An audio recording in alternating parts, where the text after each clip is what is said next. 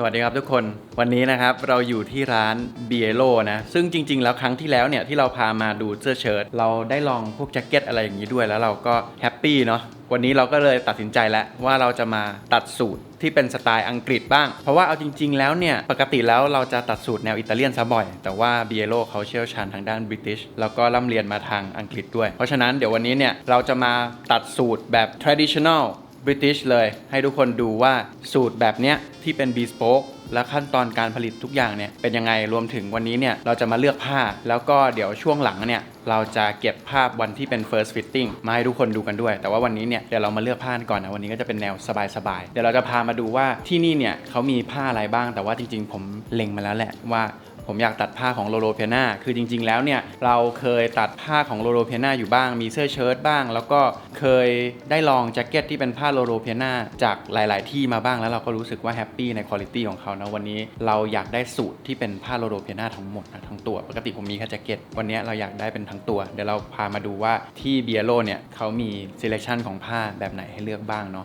ซึ่งจริงๆแล้วต้องบอกก่อนว่าที่นี่เนี่ยเขาสามารถตัดแบบว่า British ได้แบบเขาเรียกว่า full stream เลย 100% เลยแต่ว่าดีเทลต่างๆเนี่ยเราก็ยังสามารถเลือกได้อยู่บางคนอาจจะไม่ชินกับ flat pocket ก็อาจจะเลือกเป็น jetted pocket หรืออะไรอย่างนี้ก็ได้นะครับแล้วแต่ตามที่ทุกคนต้องการเดี๋ยวเรามาดูว่าเราจะสามารถเลือกอะไรได้บ้างนะวันนี้เราทั้งเลือกผ้าแล้วก็เลือกสไตล์ของสูตรที่จะออกมาเลือกพวกความยาวขากางเกงจีบหน้าจีบหลังเราจะเอายังไงแล้วก็เว้นเนี่ยเราจะเอายังไงแล้วเพลเราจะเอายังไงนะครับวันนี้เดี๋ยวเรามาตัดสูตรกันนะครับโอเคครับนี่วันนี้เราก็อยู่กับคุณบิ๊กเหมือนเดิมนะครับคุณบิ๊กครับวันนี้เรามาตัดสูตรสไตล์บริติชและปกติช่องผมเนี่ยส่วนใหญ่เป็นอิตาเลียนแล้ววันนี้เนี่ยเราได้โอกาสที่จะมาตัดเป็นบริติชเราคิดว่าอย่างน้อยเราต้องมีบริติชบ้างแหละคนดูจะได้รู้ว่าโอเคบริติชกับอิตาเลียนเนี่ยมันแตกต่างกันยังไงให้คุณบิ๊กอธิบายคร่าวๆแล้วกันว่าแบบจุดเด่นของ British Tailoring เนี่ยมันมียังไงบ้างครับพวกสูทหรือว่าแจ็คเก็ตก็ตามในสไตล์ British ส่วนใหญ่ที่จะต่างจากอิตาเลียนที่เด่นๆเลยก็จะเป็นเรื่องของ structure เรื่องของโครงสร้างที่มันอาจจะมี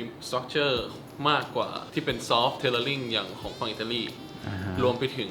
การเคิร์ฟเส้นโค้งต่างๆที่ฝั่งอิตาลีจะมีมากกว่าแต่ว่าในฝั่งของบริติชส่วนใหญ่จะเป็นเส้นตรงมากกว่าคือหลักๆของฝั่งบริติชจะทำให้ดูมัสคิลีนดูมีความทางการฟอร์มอลแล้วก็ความคลีนทั้งตัวมากกว่าส่วนของฝั่งอิตาลีจะเป็นความแคชชวลความสบายซะมากกว่านี่นะครับทุกคนเพราะฉะนั้นมันดีคนละแบบถ้าเกิดว่าใครต้องการที่แบบมีความมีสตรัคเจอร์ใครต้องการความที่แบบเรียบร้อยขึ้นให้มาลองบริติชดูนะครับทุกคนแล้วเดี๋ยวจะมีรายละเอียดเล็กๆน้อยๆด้วยเดี๋ยวเราพาไปดูกันอีกทีนึงแต่ว่าเดี๋ยวต่อจากนี้เนี่ยเราเลือกผ้ากันโอเคครับทุกคนหลายๆคนอาจจะสงสัยเรื่องราคาเดี๋ยวผมพูดเรื่องราคาก่อนแล้วกันนะทุกคนจริงๆแล้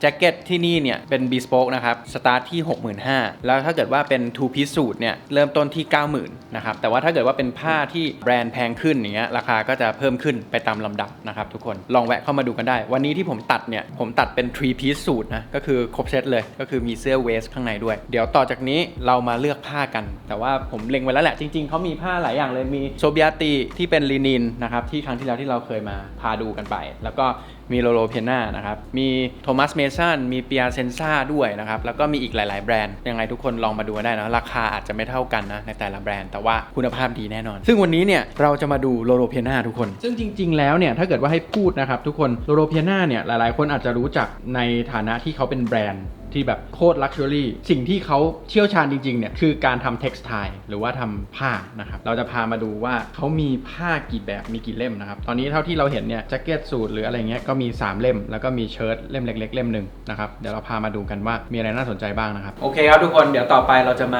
ดูบันช์ผ้าต่างๆของโลโลเพน่ากันเนาะว่ามีอะไรบ้างถ้าเกิดว่าเป็นแนวเรียบร้อยนี่คุณบิ๊กแนะนำเป็นอันไหนดีครับก็ถ้าเป็นแบบสูททั้งตัวหรือว่ามันดูทางการหน่อยก็จะเน้นเป็นพวกออสตราลิสเพราะว่าออสตราลิสอาจจะเป็นผ้าที่เหมาะกับสูทฟอร์มอลทั้งตัวมากกว่าโอเคออสตราลิสอันนี้มันเหมือนตัวซิกเนเจอร์ของเขาเนาะตัวดังใช่เป็นแบบว่าเมนของเขาเลยที่เป็นแบบมีทุกซีซั่นเนาะใช่ตัวออสตราลิสเลยแล้วคือมันเป็นซูเปอร์150ทุกคนเพราะฉะนั้นผ้ามันจะค่อนข้างไฟน์นิดหนึ่งถ้าเลขยิ่งเยอะเนี่ยยิ่งไฟน์ส่วนใหญ่ตัวบันช์เขาจะมีสีเนวี่สีฟ้า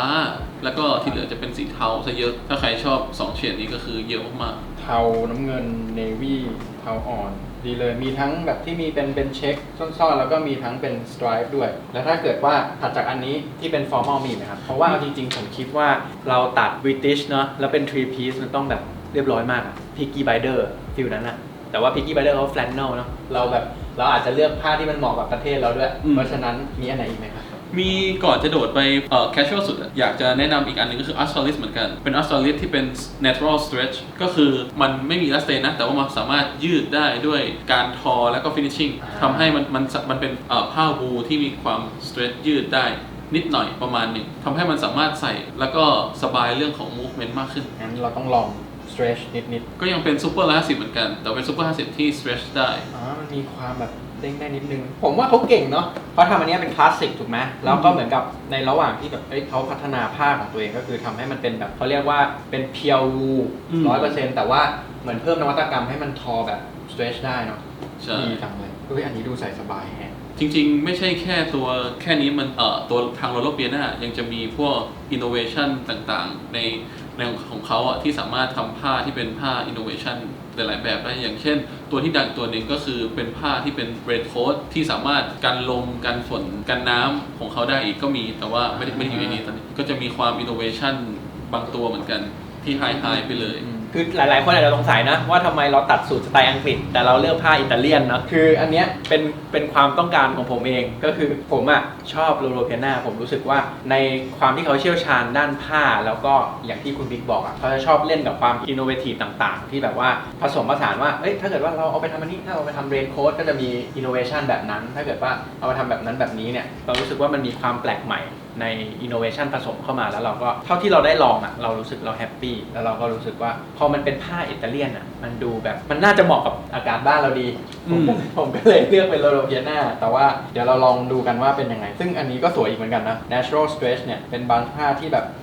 มันดูมีความแบบสบายแล้วก็ฟูขึ้นมาอีกนิดนึงแต่ถ้าเกิดว่าเรียบร้อยกว่าคลาสสิกกว่าก็เป็น Australis อันนี้เนาะอันนี้ก็ Australis แต่ว่าเป็น natural stretch แล้วถ้าเกิดว่าแบบว่านอกจาก2เล่มนี้ครับมีเล่มไหนอีกไหมครับจะมีเล่มอีกเล่มหนึ่งที่ชื่อว่ามาเล่มนี้ก็จะความทางการจะลดลงแล้วก็ความสนุกกับของแคชชวลจะเพิ่มขึ้นสีสันจะเพิ่มขึ้นจริงๆก็ค่อนข้างเหมาะกับแจ็คเก็ตติ้งมากๆเลยน่าจะเหมาะกับอากาศเมืองไทยด้วยเนาะเป็นฟิลซัมเมอร์เลยนี่มาเร่มันแปลว่าทะเลนะทุกคนก็จะเป็นฟิลแบบแคชชวลเป็นผ้าสบายๆเหมาะกับแจ็คเก็ตติ้งแบบที่คุณบิ๊กบอกก็คือตัดเป็นแบบแจ็คเก็ตข้างบนใช่จะมีตั้งแต่วูซิลลินินซิลวูซิลซิลร้อยมีหมดเลยดีมากโอเคแล้วก็ผมแอบเห็นข้างหลังนี้น่าจะเป็นพวกซีซันนอลไหมจะเป็นเล่มที่เป็นซีซันนอลที่เป็น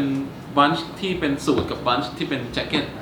อาบิตี้นี่คือสูทนะทุกคนสายอิตาเลียนกิอาเช่นี่คือแจ็คเก็ต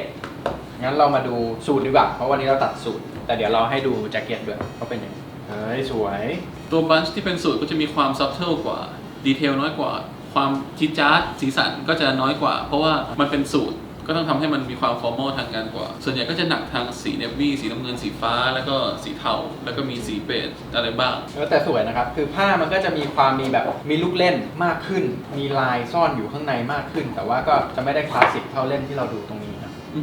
แล้วก็เดี๋ยวเรามาดูแจ็คเก็ตบ้างที่เป็นซีซันนอลผมว่าอันนี้สวยส่วนตัวผมน่าจะชอบฟิลนี้แน่เลยแต่ว่ามันอิตาเลียนมันเป็นฟิลอิตาเลียนซึ่งวันนี้เรามาบริติชเราอาจจะต้องเลือกที่แบบเรียบร้อยน้อยลงนิดนึงสวยจริงอย่างนี้ชอบเลยน้ำตาลแบบนี้โอเคเพราะฉะนั้นถ้าให้คุณบิ๊กแนะนำให้ผมเลือกบันช์หนึ่งที่เหมาะสำหรับ 3 piece สูทที่เป็นบริติชที่มันค่อนข้างเรียบร้อยเนี่ยแนะนำเล่มไหนดีครับถ้าเป็นสูตรก็จะแนะนำอยู่2บันช์ก็คือ Australis แน่นอนแต่ทีนี้มันเป็นออปชันแล้วกันว่าอยากได้เป็น Australis ที่เป็น natural stretch หรือว่าอยากได้ Australis ที่เป็นแบบ OG ไปเลยซึ่งมันก็ลองเปรียบเทียบหลายๆอย่างดูไม่ว่าจะเป็นเฉดสีหรือว่าแพทเทิร์นลายต่างๆโอเคถ้างั้นเดี๋ยวเราจะมาทาง Australis แล้วกันเนาะทุกคนแล้วเดี๋ยวเราลองมาเลือกกันว่าอันไหนดี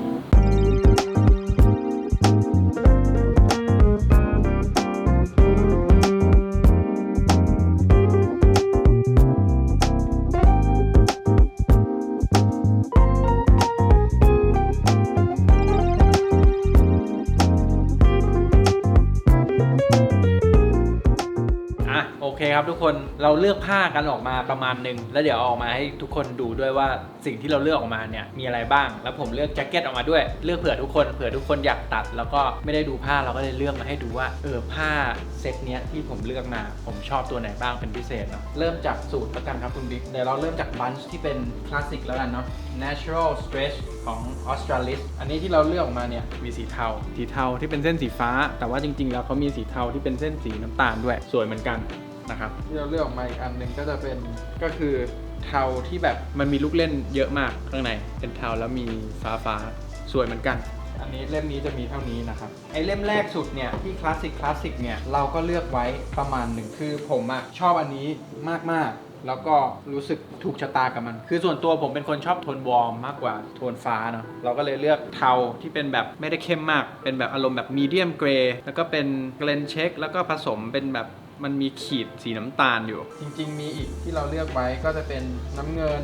ที่มันเป็นแบบคล้ายๆกับน้ำตาลเมื่อกี้แต่ว่าแบบเหมือนเปลี่ยนเป็นน้ำเงินอะแล้วก็ที่เราชอบอีกอันหนึงก็จะเป็นพวก Bird Eye อย่างนี้ก็สวยที่มันเป็นสีเทาเข้มเพราะเรารู้สึกว่าพอมันเป็น British เนี่ยมันน่าจะเวิร์กสวยดีนะครับแต่โป้งอันนี้ไว้แหละชอบมากเลยอันแรกที่เห็นแล้วก็อันนี้ที่เมื่อกี้เรายืนดูกับคุณบิ๊กที่เป็นเล่มสูตรเราเลือกออกมาประมาณหนึ่งเลยนะก็คือมีที่เป็นน้ำเงินแบบนี้อันนี้ถ้าเกิดว่าใครชอบ Fox Air นะอันนี้คล้ายกันเลยเป็น Navy เข้มๆที่มีลายเกรนเช็คอย่างนี้สวยแล้วก็อันนี้มี Solaro นะครับ Solaro มันก็คือจะเป็นเหมือนมีความแบบหลายๆสีผสมอยู่ข้างในแล้วก็พื้นข้างหลังเนี่ยเป็นแดงแล้วก็เป็นเหมือนเป็นเบสน้ำตาลประมาณนี้อันนี้จะคล้ายๆอันนี้วางไว้คู่กันแต่ว่าลายจะแตกต่างกันนิดหน่อยส่วนอันนี้เนี่ยถ้าเกิดว่าใครชอบสูตรเทาอ่อนผมรู้สึกว่าอันเนี้ยเป็นเทาอ่อนที่มันดูมีมิติดีมันมีสไตรป์อยู่ด้วยเป็นสไตรป์อ่อนๆที่แบบไม่ได้ตัดกันข้างหลังมันดูเป็นฟ้าเนาะมันเป็นเทาซ่อนฟ้าดูดิหรือว่ามันเป็น2ด้านเนาะ2ด้านแฮะ ผมว่า2ด้านแทบจะเป็นโซลาโร่อยู่แล้วสวยเนาะแปลกดีนะครับแล้วก็สีเทากลางก็มีเหมือนกันนะครับเรียบๆแต่ว่ามีดีเทลมันไม่ได้เรียบเกินไปผมรู้สึกว่าเฉดมันกำลังดีเลยแล้วก็อันนี้เป็นสูตรที่เป็นสีแบบน้ำตาลกับเบจอ่อนๆผสมกันจะเรียกว่าสีเบจก็ไม่ใช่สีขาวก็ไม่เชิงมันออกเทาอ่อนปนน้ำตาลเมื่อกี้คุณบิ๊กว่าอะไรนะครับอันนี้ ผมว่ามันเหมือนสีแบบเหมือนลินินที่ไม่ได้ฟอกเป็นสีธรรมชาติแบบ natural ใช่มันเหมือนสีลินิน natural เนาะใช่แบบ raw material เลยอ่ะแต่ว่ามันเป็น71วู15ซิลแล้วก็14ลินินแต่ว่าแบบสีสวยมากต่อมาอันนี้เป็นแจ็คเก็ตที่เราเลือกไว้นะเผื่อใครอยากตัดแจ็คเก็ตอันนี้เป็นที่ผมชอบนะครับก็มีน้ำตาลมีฟ้ามีน้ำเงินที่แบบเป็น texture แบบแปลกๆนะครับแล้วก็มีแบบนี้ที่เป็นคล้ายๆเซียซักเกอร์สวยดีแล้วก็ครีมแบบนี้ก็มี window pane แล้วก็มีแดง houndstooth สวยขาวที่เป็นฟิลนี้ก็ดี texture เป็นแบบนี้สวยเลยนี่เมื่อกี้เราไปเลือกกันมาผู้เข้ารอบสุดท้ายก็เนี่ยผมก็ชอบโทนสีเทาแล้วก็รู้สึกว่าถ้าเป็น 3 piece มันน่าจะสวยดีคุยกับคุณบิ๊กแล้วเราก็ชอบอันนี้อีกอันหนึ่งนี่ซึ่งผมรู้สึกว่าใน3อันนะอันเนี้ยดูเป็นอันที่มีดีเทลเล็กๆซ่อนอยู่มากที่สุดก็เลยเลือกเป็นอันนี้เพราะว่าจริงๆโทนอันนี้3อันใกล้กันเนาะเราก็เลยเลือกเป็นผ้านี้นะทุกคนอันนี้คือ Australis ที่เป็น OG หรือว่าเป็นแบบคลาสสิกของเขาเลยนะครับไม่ได้มี natural stretch อะไรเลยเราไปแบบ authentic แบบสุดเลยนะมันมีความแห้งมันไม่ได้เงาผมชอบตรงที่มันไฟน์มากเลยนะผ้าแต่ว่ามันไม่ค่อยเงาแล้วมันก็ดูแบบไม่ได้แห้งเหมือน Fox Air ที่แบบใส่แล้วแบบบางทีแบบคันๆอันนี้มันนุ่มลื่นแต่ว่าไม่ได้เงาจนเกินไปผมว่าอันนี้คือข้อดีของผ้าตัวนี้สรุปเลยเลือกเป็นอันนี้นะครับทุกคนให้ดูใกล้ๆโอเคครับทุกคนพาร์ทที่ยากที่สุดเสร็จแล้วก็คือเลือกผ้าต่อไปเดี๋ยวเป็นพาร์ทของคุณบิ๊กแล้วครับไปวัดตัวกันครับทุกคน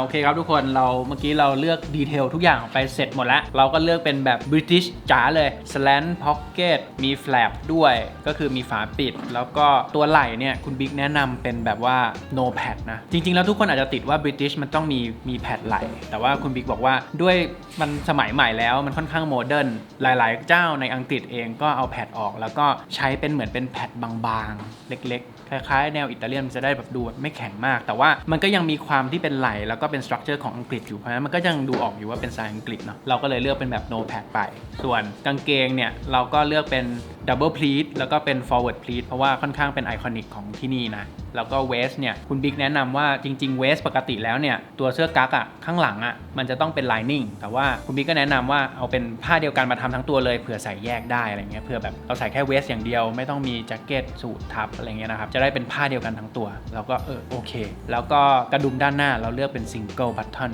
เพราะว่าคุณบิ๊กบอกว่า traditional British เลยเนี่ยกระดุมเม็ดเดียวเพราะว่าเอาจริงด้วยความที่เป็น 3 piece ด้วยเราก็ไม่ค่อยได้ติดอยู่แล้วนะครับดีเทลเป็นประมาณนี้เดี๋ยวครั้งหน้ามาฟิตติ้งและเดี๋ยวถ่ายภาพให้ดูครับว่าเป็นยังไงฟิตติ้งออกมาเป็นประมาณไหนเดี๋ยวให้ดูกันครับ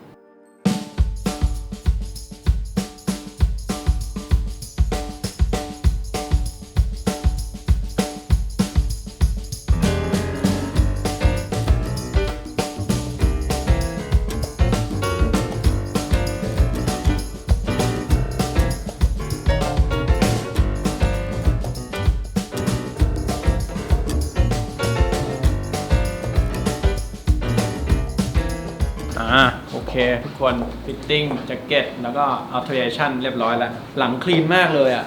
เนี่ยดูช่วงหลังที่แบบคลีนเลยนะครับคุณบิ๊กแฮปปี้มากใช่ไหม มีเก็บเอวเก็บสะโพกเนาะเข้านิดนึงเพราะว่าน้ำหนักเราลดไงที่เหลืออื่นๆก็ดูไม่น่ามีอะไรที่มันเป็นปัญหาหลักๆมีแบบตักแร้ติดนิดๆก็ปรับลดนิดหน่อยใช่ไหมหลักๆมีแค่มีแค่เรื่องฮิปแล้วก็เรื่องของโฮเดฟนิดหน่อยใช่ส่วนใหญ่พาร์ทส่วนใหญ่ก็โอเคหมดเลยถือว่าก็มีงานแค่นิดหน่อยถ้างั้นหลังจากรอบนี้เนี่ยก็ต้องมีฟิตติ้งรอบหน้าฟิตติ้งรอบแรกกับรอบ2เราจะต่างกันประมาณนึงเพราะว่าฟิตติ้งรอบแรกมันคือการเดาทั้งตัวเข้ามาฟิตติ้งแต่ว่าฟิตติ้งรอบ2คือการทำกระเป๋า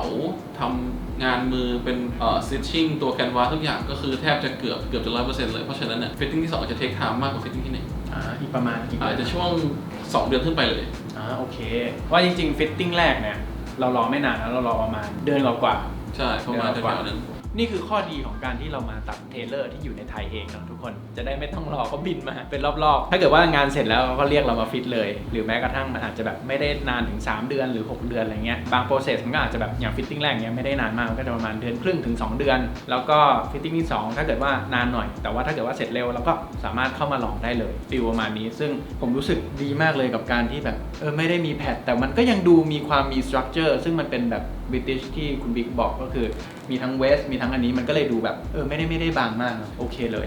ทุกคนอาจจะสังเกตเห็นความแตกต่างระหว่าง British กับอิตาเลียนเนาะ British เนี่ยมันจะมีความแบบเนี่ยเห็นไหมเอวคอดนิดนึงแล้วก็ตัวแจ็คเก็ตมันจะดูยาวกระดุมมันจะอยู่ตรงนี้แล้วก็หลังเนี่ยความเป็นแบบเคิร์ฟเข้ามาของเขาอ่ะมันทำให้ดูมีสตรัคเจอร์แต่ว่าในขณะเดียวกันก็พอดีในแบบของเขาแล้วก็มีสวดทรงในแบบของเขาเนาะจากที่ทุกคนเห็นนี่ทุกคนหลังมันจะมีความมีเคิร์ฟของเขานิดๆสวยเลยแล้วก็คลีนมากนะครับเอวก็จะอยู่ประมาณนี้แล้วตัวแจ็คเก็ตเนี่ยก็จะดูยาวๆนิดนึงแล้วก็ด้วยความที่มันเป็น 3 piece มันก็แบบพิกกี้ไบเดอร์ทุกคนเท่มากใส่กับคัตเอาเวย์แบบนี้คือเข้าเลยโอเคครับทุกคนถ้าเกิดว่าให้อัปเดตนะตอนนี้โลเพียน่าเขาไม่ได้มีแค่ผ้าสูทกับแจ็คเก็ตแล้วนะเขามีเสื้อเชิ้ตด้วยซึ่งนี่เขาก็มีทำมาให้ดูนะครับเป็นผ้าโลเพียน่านะทั้งหมดเลยนี่เจ๋งมากนะทุกคนอาจจะแอบมีตั้งแต่ตอนที่เรามาเลือกผ้าแล้วแหละแต่ว่าไม่ได้ถ่ายสวยเลยนะครับทุกคนมีเป็นเดนิมมีเป็นหลากหลายแบบใครสนใจก็ลองมาดูกันได้นะแล้วเดี๋ยวถ้าเกิดว่าฟิตติ้ง2กับ Delivery เนี่ยเดี๋ยวผมถ่ายอัปเดตให้ทุกคนดูอีกครั้งหนึ่งว่าตอนสูตรเสร็จแล้วเนี่ยเป็นยังไงบ้างแต่ว่า EP นี้เนี่ยก็พามาดูวิธีการฟิตติ้งแล้วก็ alteration ฟิตติ้งแรกของ Biello เนาะทุกคนถ้าเกิดว่าใครชอบยังไงก็ลองติดต่อเข้ามากันได้แล้วก็ลองดูกันได้สำหรับผ้าโลเพียน่าก็บวกขึ้นมาจากราคาเริ่มต้นอีกนิดหน่อยนะครับถ้าเกิดเป็นแจ็คเก็ตก็บวก10,000 2 piece ก็จะเริ่มที่110,000 บาทนะครับทุกคนส่วน 3 piece ที่เราตัดนี้125,000นะครับทุกคนลองมาดูกันได้ผมรู้สึกว่าเป็นเทเลอร์อีกสไตล์ที่เป็น British สไตล์ที่แบบงานดีพอใส่แล้วมันก็รู้สึกเบารู้สึกสบายทั้งที่ดูมีสตรัคเจอร์มากกว่าอิตาเลียนนะแต่สบายเหมือนกันแล้วเดี๋ยวยังไงเดี๋ยวอัปเดตให้ดูคลิปหน้าเนาะว่าออกมาแล้วเป็นยังไงนะครับเจอกันคลิปหน้าครับคลิปนี้ไปก่อนสวัสดีครับ